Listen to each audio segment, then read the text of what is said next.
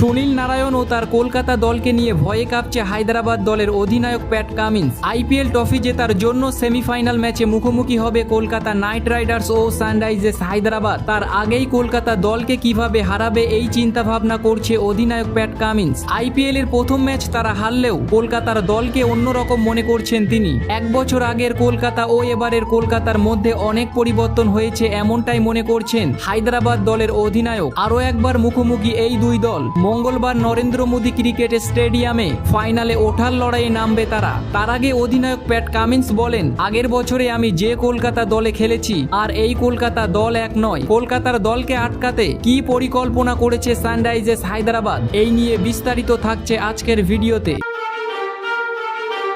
Pat Cummins মনে করেন এবারের আইপিএলে কলকাতার দল দুর্দান্ত ফর্মে আছেন। গত এক বছর আগে কলকাতার দল এমন শক্তিশালী ছিল না, কিন্তু এবারের আইপিএলে ভিন্ন একটি দল নিয়ে শুরু করেছে তারা। কলকাতার দলকে হারানো অসম্ভব এটাই মনে করেন অধিনায়ক প্যাট কামিন্স, কিন্তু অবশ্যই তাদেরকে হারানোর চেষ্টা করব।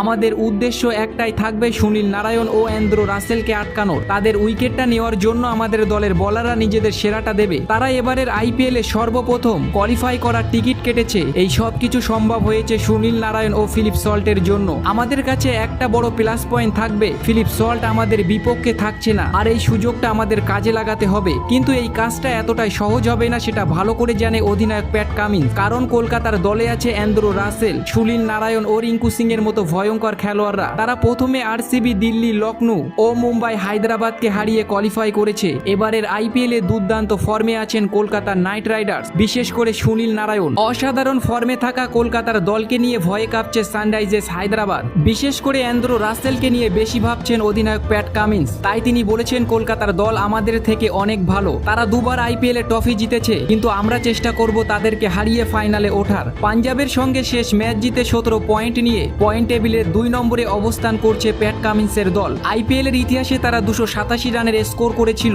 এই রেকর্ডটি এতদিন বুকে করে রেখেছিল কলকাতা নাইট রাইডার্স, কিন্তু বিরাট কোহলির দলের বিপক্ষে এই রেকর্ডটি ভেঙে দেয় তারা। হায়দ্রাবাদ দলের ব্যাটাররা এবারের আইপিএলে দুর্দান্ত ফর্মে আছে, বিশেষ করে ট্রাভিস হেড, অভিষেক শর্মা ও হ্যান্ডি ক্লাসেন। তারপর প্যাট কামিন্স বলেন, এই ম্যাচটা আমরা ফাইনালে ওঠার জন্য খেলবো। আমরা ম্যাচ জেতার খিদে নিয়ে মাঠে নামবো। শুধু দেখার বাকি সানরাইজার্স হায়দ্রাবাদ কলকাতার দলকে হারাতে পারে কিনা। তো বন্ধুরা, আপনাদের কি মনে হয় এই ফাইনালে ওঠার লড়াইয়ে কোন দল জিতবে? নিচে কমেন্ট করে আপনাদের মূল্যবান মতামত আমাদের জানাতে ভুলবেন না।